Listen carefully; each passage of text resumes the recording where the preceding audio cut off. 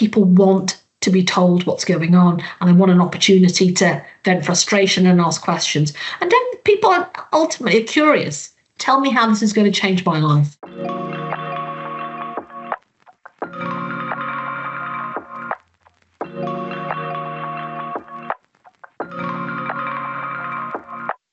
Welcome to the Digital Customer Communications Podcast, where we discover how leading companies engage, retain, and delight customers at scale. In this episode, we're joined by Poppy Achilles. Hi, Poppy. Hello, Sam. Poppy is a renowned leader in fintech and financial services transformation. She's delivered strategic initiatives for major firms like Vanguard, M&G, Legal & General, as well as many others as an independent consultant. And she recently co-founded a new initiative, Accelerator Labs, to lead data and technology transformation in the advice and wealth management market. Poppy shares her expertise with us today to answer the question, how do we rally customer communications change? So the first question I have for you, Poppy, here is, why have digital customer communications become such a significant part of the projects that you focus on today?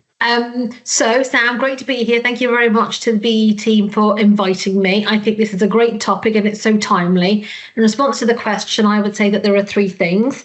The first is because the technology makes it a possibility, and hence the solutions are there. We have a generation of people now who don't know anything different. Paper is anathema to them. Digital first is their entire way of being.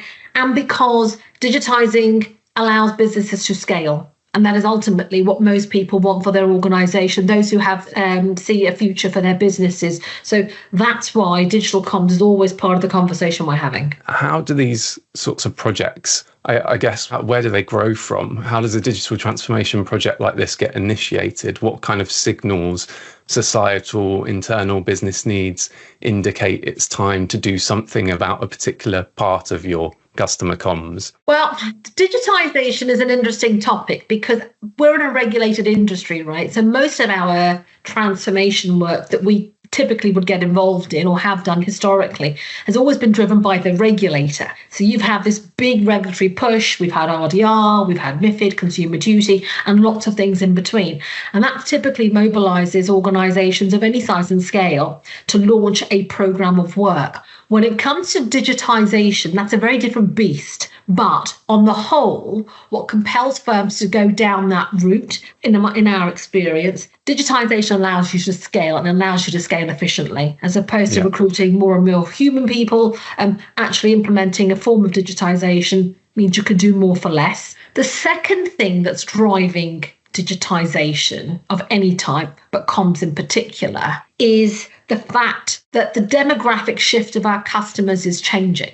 So we're now in a scenario where we have the baby boomers, that's my parents, essentially, passing on wealth to the next generation. That doesn't mean to say I'm getting an inheritance. I'm just saying it's happening generically. And they're passing on their wealth to people of my age and younger.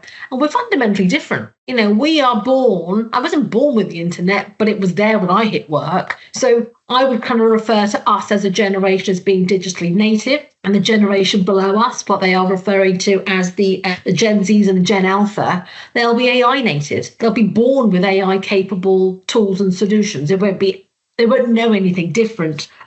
So that's the context that businesses are operating in now. It's not a regulatory driver. It's a demographic driver. These customers are going to want to be digital first. And I'm just going to quote some research, just looking down. I've been doing a lot of research this summer, actually. I found some fantastic statistics. 68% of investors want their providers to offer digital experiences on par with leading born digital companies. So what's a born digital company? Let's think Apple, let's think Google, let's think Airbnb. Those are just some of the big brands, but there are others out there. That's their starting point for a client experience. That's their starting point for what communication looks like. My kind of conversation that I'm having with firms is now, what is your response to that? And Sam, it's really interesting. There are those that are out there saying, we're going to digitize. We want to be the Apple of financial services. As you and I was just chatting. I think a senior leader in Zurich in an event or an article said that publicly a few days ago. And that's precisely the vision that firms should be setting for themselves. You may not reach that vision in time. You may not become the Apple of financial services, but it's a goal to aspire to. So there's a huge societal shift happening at the moment, I would say. So we all know this is happening, and it's kind of about customer expectations as well as a societal shift generally. We feel it internally as well. But who are the key champions of change in these projects? Who within companies needs to be brought on board, and who needs to kind of spearhead the success? So in my vast experience of dealing in change, and often in large organisations, complex organisations and global organisations, it always has to come from the top down, simply because the senior leadership are there, they're responsible for the business, for the success of the business, and they have to authorise the change. They have to pay for it. And more importantly, they have to be responsible for the outcome of whatever initiative is that they're going to fund. If it's not championed by those at the very top, staff just don't buy into it, because literally, look, if it's not important to you and you're my boss, or that's your boss, how should it be important to me? At the end of the day, you lead my strategic direction. You guide me in what's important. So I'll put my effort where you tell me. Listen, change can be tough. It's never easy. Nobody wants to change. It can often be painful for everybody involved.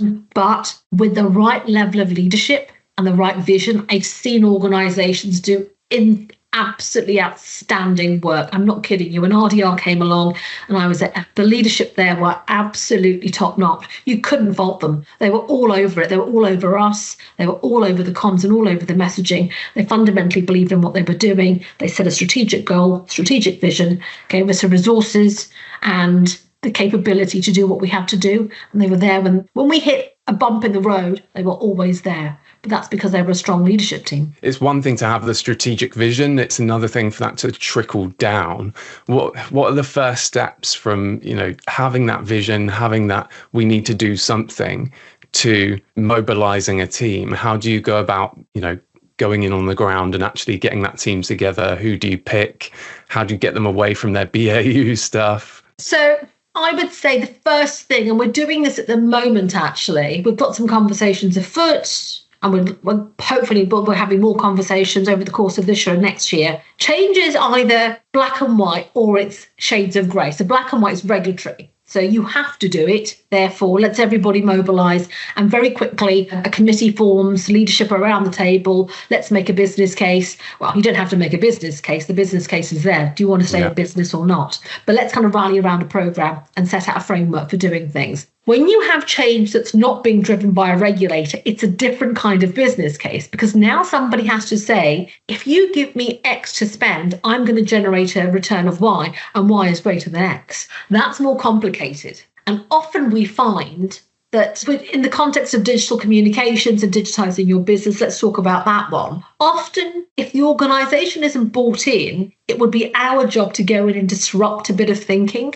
Now, we do disruption through podcasts like this, where we say to organisations, this is all the stuff that's out there that's going to impact your business, and all of these different factors. What's your response? And once you've created that sense of turbulence of thinking within senior leadership, then they start thinking, well, gosh, what are we going to do about that? And often that will then, they will mobilise an internal group saying, go off and investigate what's happening over there, come back, do we really need to do this? And if the answer is yes, that's at the point a business case is formulated. These are the external factors. This is how we should respond. This is what it's going to take. Can you please give us X amount of funding, please? But again, in the case of digitization, I think what I'm seeing right now, given how advice and wealth management businesses are made up, Sam, there's a huge amount of organizations out there that are backed by PE and VC organizations. So they have some kind of, there's an investor out there. And what I'm finding in those organizations, their ability to invest in these kinds of digitized initiatives are slightly hamstrung, because for every pound that they spend, it gets multiplied by 8, because it then starts to undermine the value of the business. But I think the message that I would have, and I know there are others out there that share this view with me, is that if they don't digitize the businesses that they are buying, if they don't stay ahead of the curve, if they don't have the vision of being an Apple of financial services, if they don't really focus on the client experience and put the money in to reinvent the business model, reinvent the business that they have purchased, it will eventually undermine the very value that they are seeking to achieve. Yeah. Yeah. And it's a really complicated one because they are caught between this immediate requirement to deliver a return over a short period of time versus thinking, well, actually, this business has a longer term value option. How do we drive that? Well, we have to keep multiplying that pound by 8. So there are those organisations that are hamstrung, and then there are those that are not, Sam. And those that are not are having a far healthier and a freer conversation. And I had 2 yesterday. And I had somebody say to me, she's the operations director of a very successful advice business. And her view to me was she felt that, I would call her leading edge actually, but even she said to me she didn't think her vision was grand enough for her business. And she wants to be pushed into thinking what a bigger vision looks like. So we'll be talking more to her certainly about how we can support her and shape her thinking in that area. So within these businesses, you've obviously got teams spread across multiple departments that might, in larger businesses be quite siloed traditionally. How do you track, how do you manage a project across those different teams, those disparate people? Are there any specific tools or methodologies that you rely on? I think my first observation there would be, it kind of almost doesn't matter how big the organisation is because change is change. And I've delivered change in small organisations, medium and large. The big thing that really affects all of those change projects for me, the big success piece is communication. If you do not get your communication right with your leadership, with your teams and with everybody affected, it's going to fail. It really will. So people who are really good, clear, passionate communicators, they kind of set a vision and they really nail the change piece. Highly articulate comms. The other one is that clarity of direction. We are doing X because of Y and we will get Z. And it's a message that's repeated continuously and continuously. It becomes the mantra of the program. The third piece is accountability. And this is where so many organizations fail.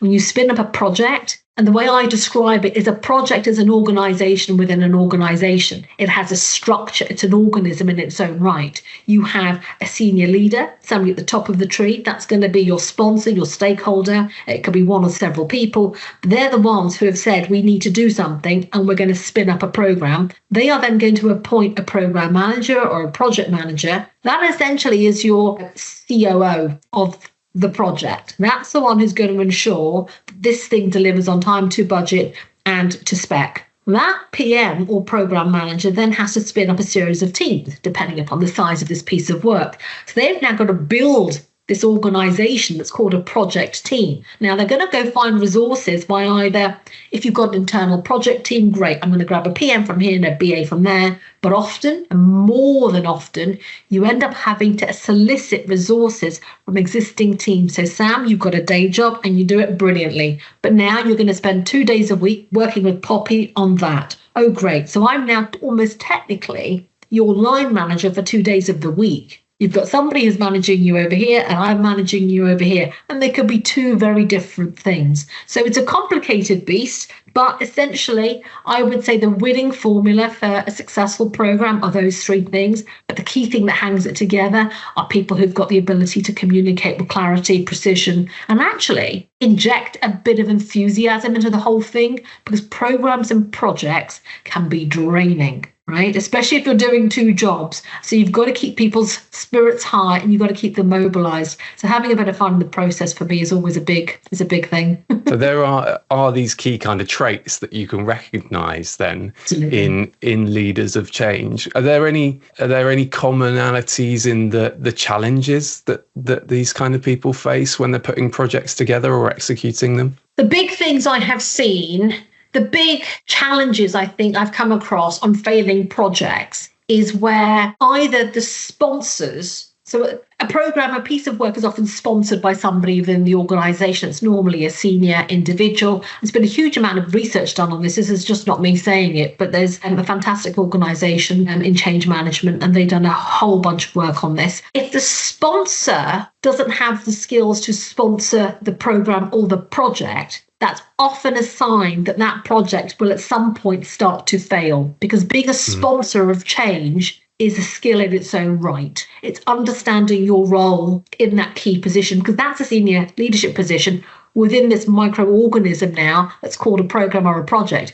You can have a budget of 50,000 to 1 million to several millions. That's on you. You've got to spend that money wisely and make sure the organisation gets a return. So in one of the organisations I've worked in, we realised that actually our sponsors, we asked people to be a sponsor, Sam, but no one's given them any coaching or training on it. Yeah. So actually we're asking people to do an unfair task. We're setting them up to fail. So I was part of a team and we just put together a coaching program saying, if you're going to become a sponsor of a program at any point in your career, this is what's going to be expected of you. And we were always there as a team of experts, myself and a couple of others, coaching these senior leaders through that particular role. And the other thing I will say, which is guaranteed to make a program or a project fail, is roles and responsibilities, not nailing that at the outset. My analogy would be, would you ever hire somebody for a role without giving them a specification of what their job is, right? Saying, well, this is what you're going to be doing. On a Monday, you do this, Tuesday, you do that. And every day we need to do a bit of this. And actually every quarter, we're going to check in on you just to make sure that you're doing that.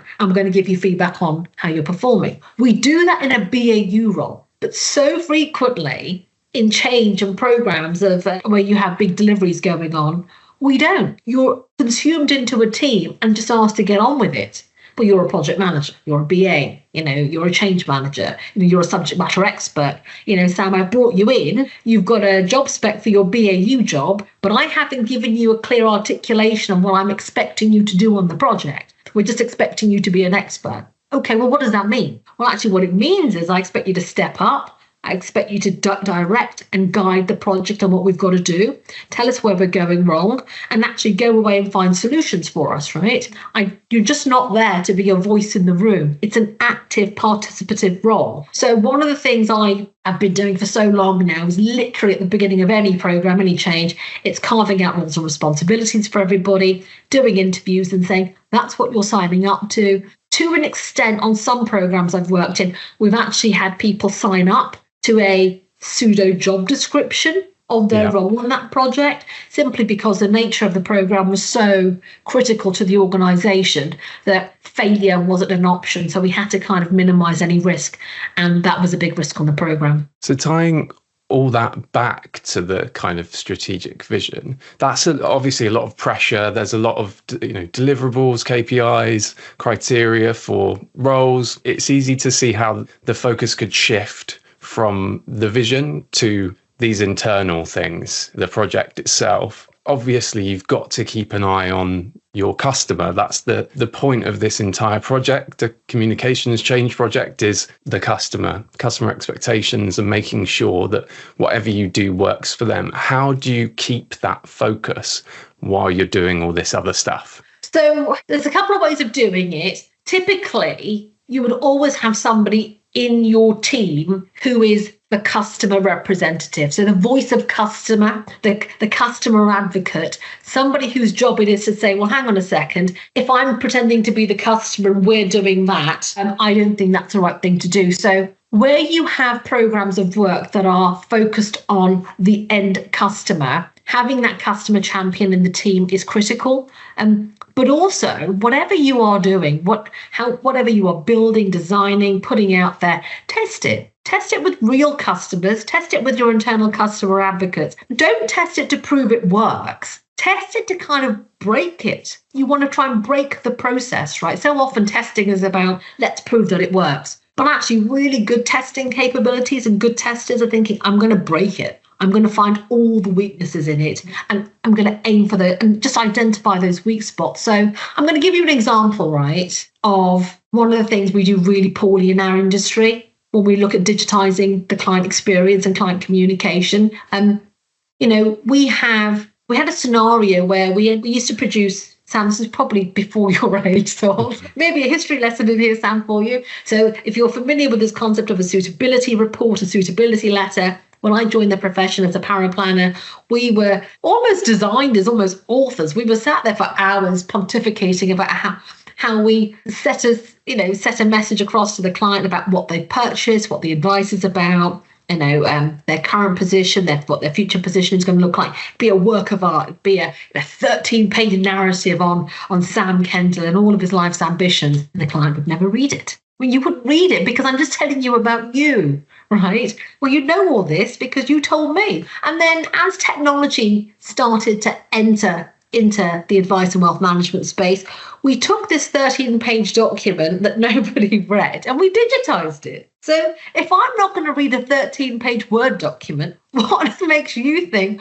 I'm going to read a 13-page PDF? I'm not. Look, we are hamstrung because we are driven by regulation, and we have to ensure that the communication that we put out meet all the tick boxes that the regulator expects us to do. But my challenge here will be to the technology businesses out there that are creating digital comms solutions or experiences. Are you really thinking about the customer, or are you just making paper digital? There are two different things, right? Yeah. Digitizing a Word document so I can send it to you versus creating an experience that allows you to engage with the content in a digital fashion. It's engaging, it's interactive, it's easy to understand, all of that. Am I doing that?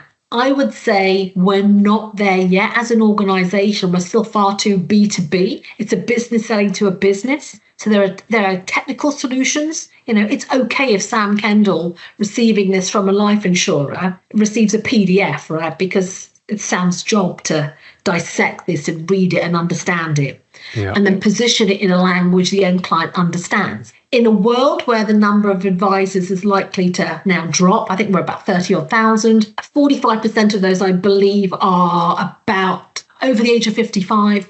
So in the next 10 years, Sam, human-led advice is going to shrink because we just don't have enough advisors in the industry coming through to replace everybody that's on par to retire. Okay, so how are we going to communicate with clients, right? We're not going to carry on sending out letters. We should be looking at digitizing the process in whatever form, but it's got to be in a way that's far superior to what we have today. As we were saying at the top of the call, right? Making it an Apple experience. I mean, you think of an organization that's absolutely nailed their comms, it's Apple. So let's think big. Let's extend our vision outside of financial services. But I do think that the vision setting probably needs to now come from those advice businesses and the wealth managers in this space. I don't think the technology vendors have really got to grips with what a great experience looks like. Not everybody, there are pockets of fantastic out there, don't get me wrong, but I think overall, maybe the vision for this needs to come from the businesses using the technology rather than the technology vendors themselves, because I'm just not seeing them set the bar, really. Yeah. We already talked about silos, but if you think about this kind of microcosm of an organism within a business that is the change project, there must be a sense of, well, I know from experience that there is a sense of external opinion and external resistance to change to that microorganism taking its toll on that end outcome in terms of customer experience. How do you address that within a project? I think if we go back to the premise that nobody really likes change, there's always going to be resistance to change with any piece of work that you're building. So my kind of view is I'm always expecting it, therefore always planning for it at the very outset. So you're always looking for your detractors, your supporters, you're always looking for that bump in the road versus that kind of smooth path. I think my experience has made me conclude a couple of things. When I meet resistance from leadership, and boy, have I met resistance from leadership, some of the resistance has been, I would say, so severe. I'm going to give you an example of resistance that I met and the root cause of the resistance had nothing to do with me. It was because of poor leadership. Okay. And I was working for an organization. I was in my mid-20s, actually. So I was still quite green behind the ears, and I was managing a huge location shift for some of our London offices. And clearly the head of that particular practice was not happy that their office was going to be relocated and merged with another. So being kingpin in their location in the heart of the West End and now being forced to merge with another, therefore being not top dog in their practice and having to share that status, it wasn't a welcome change. that resistance should have been managed by the leadership of that organization. They should have got this person on board and addressed all of those concerns and the attitude that was being exhibited, right? But it wasn't. They left it alone. It was a hornet's nest and they didn't want to go there. So when I enter the organization, I walk into the office and I'm walking down the corridor from the front door to the director's office, the guy who I've got to speak to about relocating his office. I am being hissed at, booed by the office staff. And when I sit down in front of him to talk to him, he turns his chair away from me and I'm forced to communicate through his PA. Now, that's a really severe example of what happens when you have poor leadership. I made my views very clear when I got back to HQ in language that was probably flowery, okay? But I had to kind of pass the message on, look, you guys clearly seem to be failing because this guy's taking it out on me. But needless to say, I managed to get the job done successfully. But that's an example of where leadership has failed. Yeah. Okay, so managing change.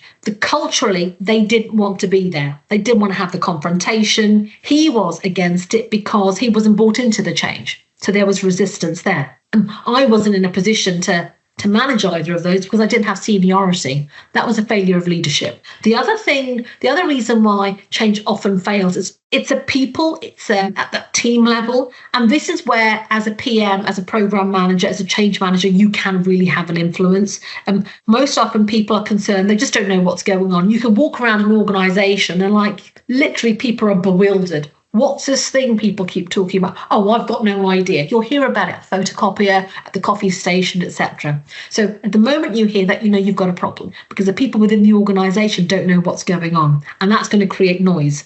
The other thing is there's a fear that my role is going to change. I'm affected by the project. Sam, I think my job is something's going to happen to it, but nobody is telling me. That's a massive red flag. So you've got to get all over that. Unfortunately, there are cases where sometimes people on the ground floor just don't think the management are going to get it right. We've seen this before a dozen times. It never works. So why is it going to be different this time? And then sometimes people just get excluded. Well, that team aren't affected, so let's not bother talking to them. Well, actually, the change is affecting the organisation. They're part of the organisation, so we include everybody. All you do in that instance, Sam, is you tailor your communications. Those who are highly affected have a very personalised level of communication, and those who are least affected, personally, but their business is being impacted, they should at least have the courtesy of communication. And for me, my style always is, I always go and talk to senior leaders. I go and talk to their teams. Sometimes it's every week, sometimes it's twice a year, depending upon the level of impact. But goes back to communication. People want to be told what's going on, and they want an opportunity to vent frustration and ask questions. And then people are ultimately curious. Tell me how this is going to change my life. So yeah, it's down to communication. Yeah. I mean, is it getting easier? Will it get easier? You would imagine that so many people have now been involved in these kinds of technology projects now that we're much more used to it. How do you see digital customer communications projects in regulated industries and in financial services evolving over time? Well, interestingly enough, I think the situation will become more complex because in a digital world, things change far more quickly. So we end up having to build these agile workforces, teams that are constantly having to do a BAU role and are constantly involved in change. Okay, so now all of a sudden change isn't happening